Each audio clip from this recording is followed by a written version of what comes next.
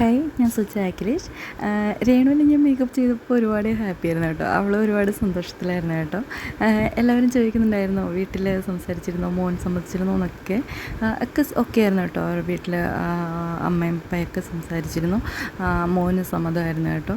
ഞാൻ അവളോട് എന്നേ പറഞ്ഞുള്ളൂ, എനിക്ക് ഫോട്ടോഷൂട്ട് ചെയ്യണം, നീ ഓക്കെ ആണെന്ന് ചോദിച്ചപ്പോൾ അവൾ അപ്പം തന്നെ ഓക്കെ പറഞ്ഞു കേട്ടോ.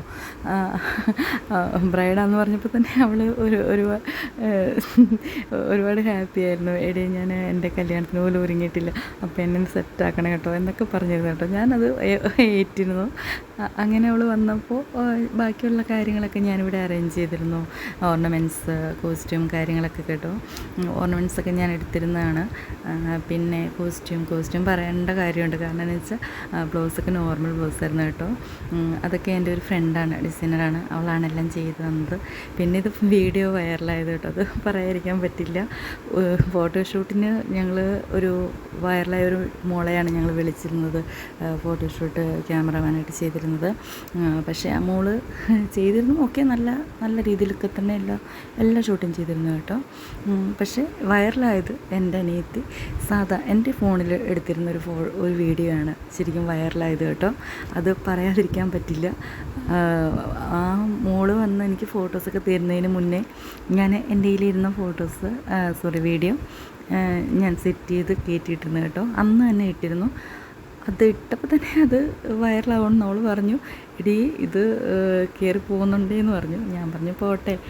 കമൻസ് കാര്യങ്ങളൊക്കെ വരുന്നുണ്ടായിരുന്നു. ഒരുപാട് പേർക്ക് നല്ല അഭിപ്രായമായിരുന്നു കേട്ടോ.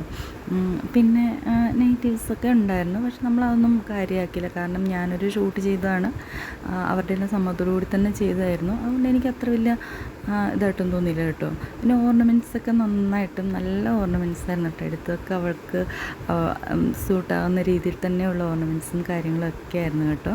ഓർണമെൻറ്റ്സും കോസ്റ്റ്യൂമൊക്കെ എടുക്കാൻ പോയപ്പോൾ അവളെ വീഡിയോ കോൾ വിളിച്ച് കാണിച്ചിട്ടാണ് അവളുടെയൊക്കെ ഇഷ്ടം കൂടി നോക്കി കേട്ടോ. അവളാണല്ലോ മോഡല്. മോഡൽ മാത്രമല്ല കേട്ടോ, അങ്ങനെ കാണല്. എൻ്റെ ഫ്രണ്ടാണ്.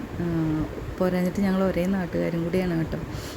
ഓക്കെ, അപ്പോൾ അങ്ങനെയായിരുന്നു ഞങ്ങളുടെ കാര്യങ്ങളൊക്കെ. എല്ലാം കഴിഞ്ഞപ്പോഴത്തേക്കിനും ഞാനിവിടെ എറണാകുളത്താണ്. എറണാകുളത്ത് എൻ്റെ വർക്കിൻ്റെ കാര്യങ്ങളൊക്കെ കൊണ്ട് ഞാനിവിടെ സെറ്റിൽഡ് ആയതാണ്.